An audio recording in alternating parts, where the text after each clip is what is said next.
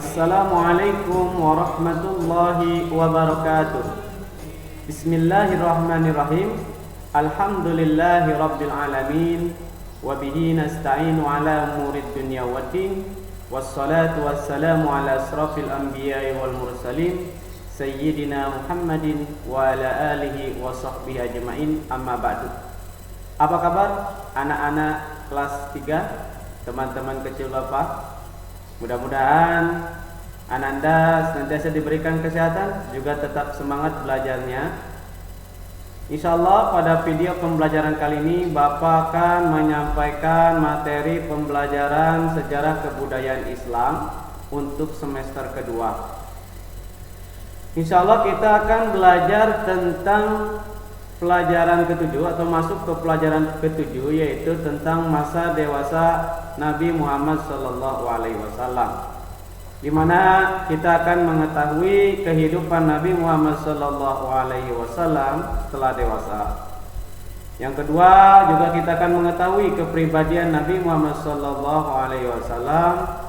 Yang ketiganya, kita akan mengetahui Nabi Muhammad SAW menikah dengan Siti Khadijah. Dan yang keempat, kita akan mengetahui peristiwa peletakan batu Hajar Aswad. Baik teman-teman, sebelum ke materi pembelajaran, di sini ada mutiara hikmah. Sungguh telah ada pada diri Rasulullah SAW suri teladan yang baik bagimu. Quran surah Al-Ahzab ayat 21. Laqad kana lakum fi Rasulillahi uswatun hasanah.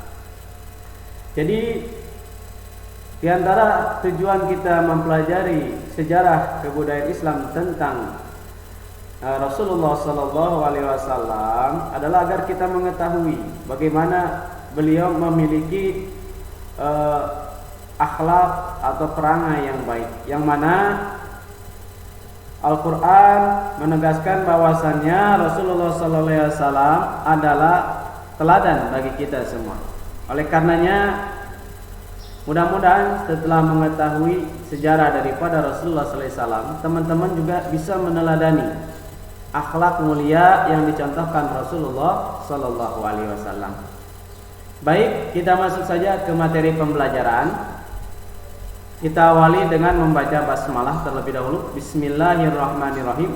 Dan kita akan mengetahui tentang kehidupan Nabi Muhammad SAW setelah dewasa. Setelah kita pelajari kehidupan Nabi Muhammad SAW ketika dewasa, ya teman-teman, yaitu beliau itu sangat rajin, bekerja keras, juga tekun. Di sini ada beberapa pekerjaan Nabi Muhammad SAW menjelang dewasa. Yang pertama, perjalanan ke negeri Syam. Mudah-mudahan teman-teman masih ingat, ya, peristiwa perjalanan Nabi Muhammad SAW ke Syam bersama pamannya ketika usia 12 tahun, ya. Yang kedua, beliau pun mengembala kambing milik penduduk sekitar, yang mana dengan mengembala kambing itu mendapatkan upah. Untuk apa tujuannya? Adalah untuk membantu kehidupan daripada paman beliau yang mengasuh beliau, ya.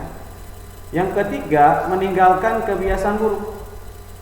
Rasulullah SAW dari semenjak kecil sampai dewasa senantiasa meninggalkan kebiasaan-kebiasaan buruk jahiliyah, seperti mabuk-mabukan, berpoya-poya. Bahkan beliau sering menyendiri, ya, atau disebut ujlah, yaitu ke Gua Hiro.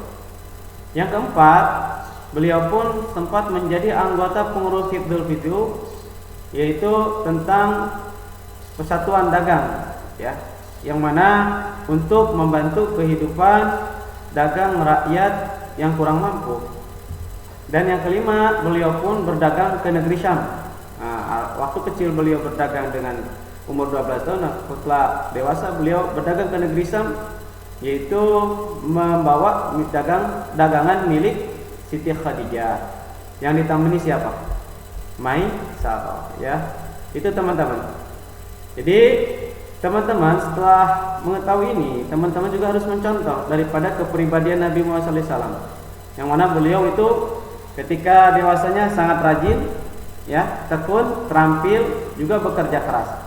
Nah, bagaimana teman-teman mencontoh ketekunan di dalam belajar, ya, bekerja keras di dalam belajar dan berusaha. Baik teman-teman, kita masuk ke pribadian Nabi Muhammad sallallahu alaihi wasallam. Di sini kita akan mengetahui kepribadian Nabi Muhammad sallallahu alaihi wasallam, ya. Innaka la'ala khuluqin adzim. Sungguh engkau berada pada budi pekerti yang luhur. Jadi Rasulullah sallallahu alaihi wasallam itu sampai dipuji oleh Allah Subhanahu wa taala bahwasanya beliau itu memiliki akhlak yang baik, ya, teman-teman. Di antara akhlak-akhlak yang baik itu mempunyai sifat-sifat yang baik. Nah, ada 4 sifat utama yang harus dimiliki oleh Rasulullah sallallahu alaihi wasallam ataupun para nabi dan rasul lainnya. Yang pertama yaitu teman-teman sifat siddiq. Apa itu siddiq? Siddiq itu artinya jujur atau berkata benar. Kebalikannya berarti berkata bohong. Makanya seorang rasul wajib atau harus memiliki sifat siddiq. Tidak mungkin seorang rasul berkata bohong. Makanya ucapannya adalah ucapannya adalah benar karena merupakan wahyu juga dari Allah Subhanahu wa taala. Jadi kalau ada orang yang mengaku rasul tapi suka bohong, itu adalah palsu, ya. Hati-hati teman-teman. Jadi teman-teman harus mengetahui sifatnya. Yang kedua, amanah. Amanah itu artinya dapat dipercaya. Jadi seorang rasul itu harus memiliki sifat amanah, dapat dipercaya. Tidak mungkin seorang rasul mengingkari janji, ya, mengingkari amanah, itu tidak dapat dipercaya. Kebalikan dari sifat amanah adalah khianat atau tidak dapat dipercaya. Yang ketiga, seorang rasul pun harus memiliki sifat tabligh. Apa itu tabligh? Menyampaikan. Jadi seorang rasul itu bertugas menyampaikan. Makanya tidak mungkin seorang rasul itu menyembunyikan atau tidak mau menjelaskan atau menerangkan hukum-hukum Allah Subhanahu wa taala.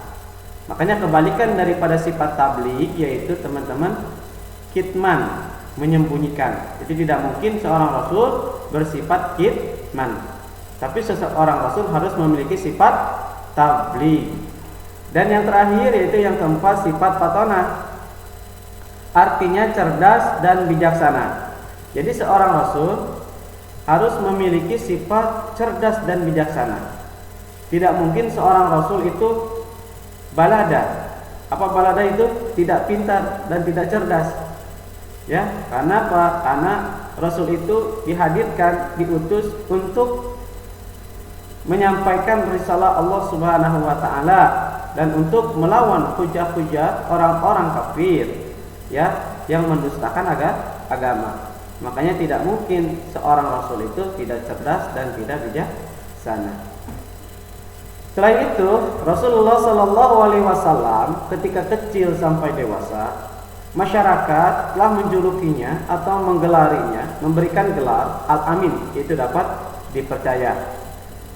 Kenapa sampai dapat gelar Al-Amin? Karena ya tadi beliau itu memiliki sifat siddiq, amanah, tabligh, bahkan fatonah. Makanya masyarakat pun mengakui bahwasannya Rasulullah SAW itu orang yang dapat dipercaya. Makanya mereka memberikan gelar Al-Amin kepada Rasulullah Sallallahu Alaihi Wasallam. Baik teman-teman, mudah-mudahan teman-teman dapat memahami apa yang Bapak sampaikan. Tetap belajar di rumah, baca bukunya, ya. Dan untuk tugasnya kali ini, teman-teman menghafal sifat terpuji Rasulullah, yaitu siddiq, amanah, tabligh dan fatonah beserta dengan artinya. Baik teman-teman, ini saja yang dapat Bapak sampaikan. Jaga selalu kesehatan. Jangan banyak bermain dan jangan lupa untuk sering bercuci tangan.